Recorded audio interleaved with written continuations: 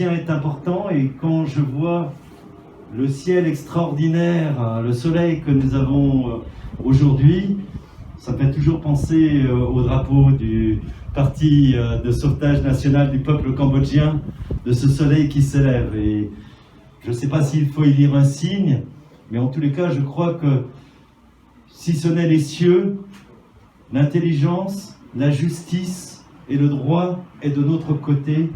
Et c'est une chose extrêmement importante. Je remercie encore les moines, et bien sûr, je vous remercie vous toutes et tous d'être encore là aujourd'hui et de m'accueillir. Alors bien sûr, vous l'aurez compris, je ne peux pas m'exprimer au nom du gouvernement français, même si assez régulièrement je pousse, j'agis pour que les choses bougent et évoluent.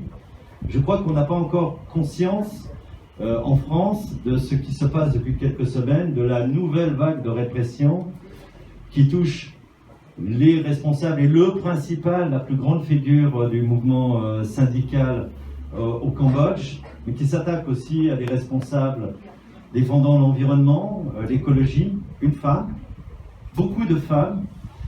Il y a cette mobilisation dont vous m'avez parlé, mais qui, je crois, malheureusement, est ignorée par les médias, par même les responsables politiques français.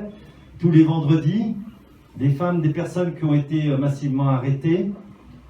Et je crois qu'il y a une façon aussi de faire bouger les choses, c'est d'insister sur cette mobilisation.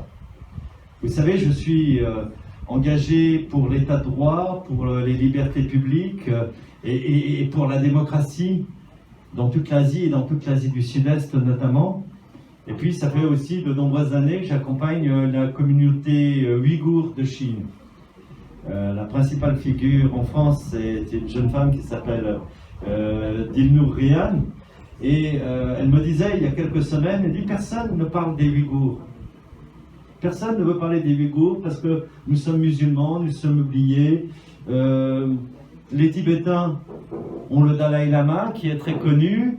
Il y a beaucoup de gens qui parlent en leur nom. Il n'y a personne. » Et nous avons, parce que j'ai la chance maintenant depuis 2 mois d'être coprésident d'une alliance interparlementaire sur la Chine qui regroupe des parlementaires de 17 pays différents dans le monde qui se battent sur tous les aspects de l'expansion chinoise et de ses infractions, de ses attentats aux droits et à la démocratie. Nous avons publié une étude sur la situation du peuple ouïghour et notamment le fait qu'il y a des stérilisations forcées des femmes, il y a des transferts, des déportations, des violences faites aux femmes. Et nous avons utilisé aussi, nous sommes allés voir les féministes françaises en disant vous manifestez beaucoup, alors soyez solidaires avec les autres femmes. Et je crois qu'il va être important dans l'étape que nous vivons ici, notamment devant cette mobilisation formidable des vendredis des femmes cambodgiennes pour protéger leurs fils, leurs époux, leurs amis, leurs enfants, que nous sensibilisions. Je pense qu'il va falloir peut-être compris les femmes cambodgiennes et leurs conjoints en France aillent mobiliser. Hier, j'étais dans le 12e arrondissement à Paris, il y avait la fête des associations.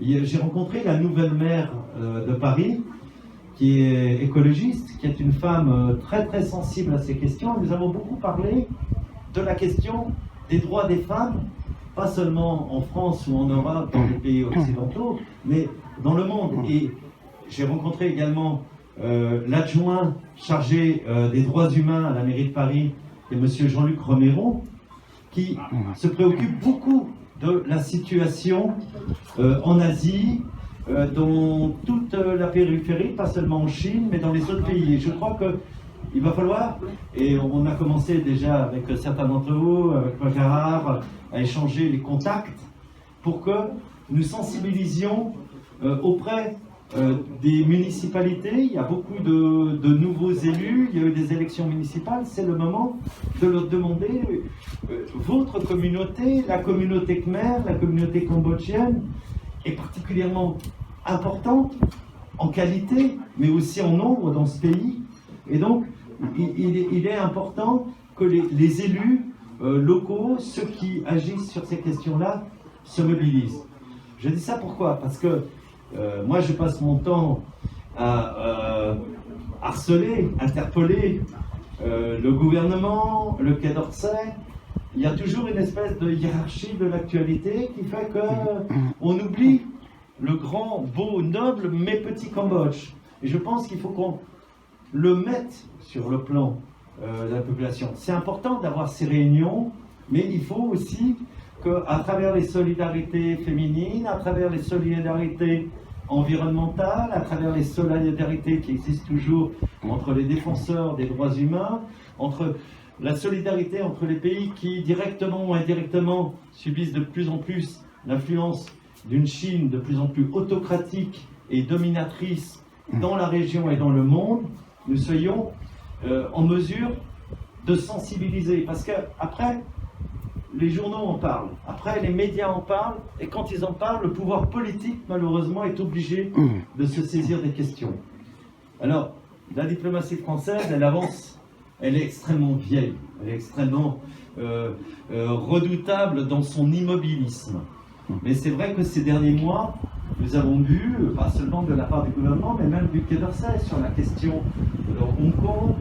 On le voit aussi d'une certaine manière à travers les prises de position françaises par rapport aux velléités turques dans le bassin méditerranéen de ne pas respecter le droit international de la mer par rapport à la Grèce, par rapport à la Chine et par rapport à l'ensemble des pays méditerranéens, que quelque chose est en train de changer. C'est trop faible, c'est beaucoup trop faible. Moi, je sais pas, j'ai eu la chance de rencontrer le président de la République la semaine passée à déjeuner. Il me dit, oui, mais c'est très bien ce que tu fais, mais t'attends pas à ce que le gouvernement et la diplomatie suivent et fassent tout ce que tu fais. Je lui dis, je te demande pas l'autorisation. C'est mon combat. Et mon combat, il a commencé avant que toi, tu sois président, et peut-être pas avant que tu naisses, mais pas loin. Donc, voilà, maintenant je le fais, et je trouve que tu n'as pas été bien pour la visite du ministre des Affaires étrangères chinois. 3 jours après, il prenait officiellement position en faveur de la cause ouïghour, alors qu'il ne l'avait pas fait. Et c'est pas pour me faire plaisir, c'est parce que nous sommes nombreux, dans les parlementaires, mais aussi dans l'opinion, dans les journaux, les associations, à nous mobiliser.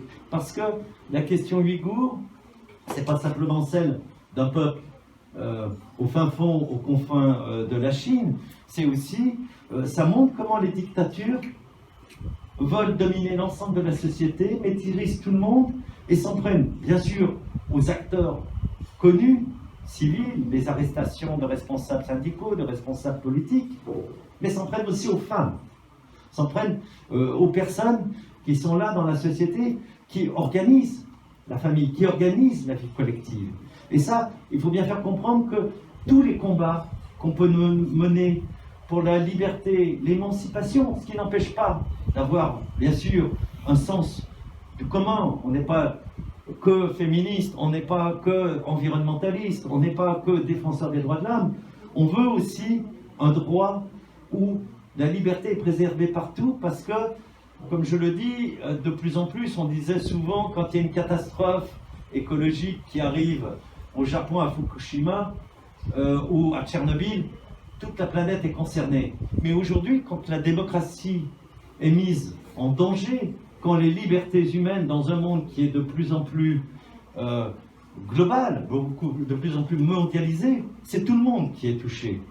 Quand la Chine ou des gouvernements comme celui de Hun Sen ou le gouvernement laotien décident de ne pas respecter les règles et le droit international, et heureusement ils subissent des sanctions comme les sanctions européennes à l'endroit du régime de Hun Sen dans le cadre des accords Tout sauf les armes, parce que des engagements avaient été pris sur le droit et qui n'ont pas été respectés, eh bien on se rend compte que partout dans le monde, des gens disent le droit international que nous-mêmes, que leurs pays ont ratifié, n'est pas respectable. Quand monsieur n'est pas respecté et ne doit pas être respecté de leur point de vue. Quand monsieur Boris Johnson dit dans les négociations, j'ai signé un traité il y a 8 mois, mais je m'assois dessus. Ou quand la Chine dit, j'ai signé un traité avec les Britanniques sur la rétrocession de Hong Kong jusqu'en 2047 et je m'assois dessus. Si nous commençons à accepter que le droit international, le droit fondamental soit détruit par la volonté ou la considération qu'un pays et souvent un individu non démocratique, pour son propre intérêt de ne pas le respecter, c'est l'ensemble de l'équilibre et de la liberté dans la planète qui est en jeu. C'est difficile à faire entendre. En ce moment, il y a eu un certain nombre de changements d'ambassadeurs dans l'organisation au Quai d'Orsay. La personne qui supervisait au Quai d'Orsay, avec qui j'ai eu quelques affrontements sur le Cambodge, qui était contre les sanctions, vient de quitter son poste. Bon, ils l'ont envoyé en Thaïlande. Matou. Il vient d'être nommé. Mais aujourd'hui, les gens qui reprennent le dossier ont une vision, heureusement, un peu plus noble. C'est des petits changements, mais il faut les faire accroître, accélérer. Et vous êtes pas seulement des Cambodgiens défendant la communauté cambodgienne, vous êtes aussi des citoyens français et vous devez être pris en compte. Je ne vois pas pourquoi on considérait à chaque fois que quand il y a des enjeux importants, on ne tienne pas compte de ces populations, de ces minorités qui nous ont aidés à nous construire et qui nous aident à nous développer aujourd'hui, ne soient pas plus entendus. Donc, je pense que ça va être notre rôle, notre devoir. Je crois qu'il va falloir qu'on voit comment on peut sensibiliser. Il y a de plus en plus, moi, depuis quelques mois, de parlementaires. Souvent, quand il s'agissait de parler de la situation des droits de l'homme dans le monde, j'étais un peu tout seul. Là, moi, j'ai vu des gens que je ne connaissais pas à l'Assemblée nationale qui ont fait des pétitions, qui ont écrit au président de la République sur la situation en Chine, sur Hong Kong, sur les Ouïghours. Eh bien, il y a une liberté de parole qui s'est mise en place. Je pense qu'il faut aller interpeller ces gens qui interpellent le président sur ce qui se passe en Chine, sur aussi la question du Cambodge, parce qu'on peut dire que c'est peut-être difficile pour un pays comme la France de faire bouger les choses, d'avoir une position très dure vis-à-vis de la Chine. Mais pourquoi baissons-nous les bras face au Cambodge et un régime aussi dur et en même temps aussi faible que celui de Hun Sen et de son clan familial? On ne peut pas admettre le statu quo. On ne peut pas dire nous ne pouvons rien faire. On ne peut pas dire nous n'avons pas le rapport de force, la France et les États européens, de faire bouger ce régime. Parce qu'il peut toujours faire le chantage en disant je vais passer des accords avec la Chine. La Chine promet tout. La Chine ne donne rien. Tous les pays d'Afrique qui ont déjà passé des accords de développement, des accords politiques avec la Chine, se sont retrouvés bernés. Le Kenya était le premier pays en Afrique il y a 20 ans à faire ce type d'accord. Ils ont mis les Chinois dehors.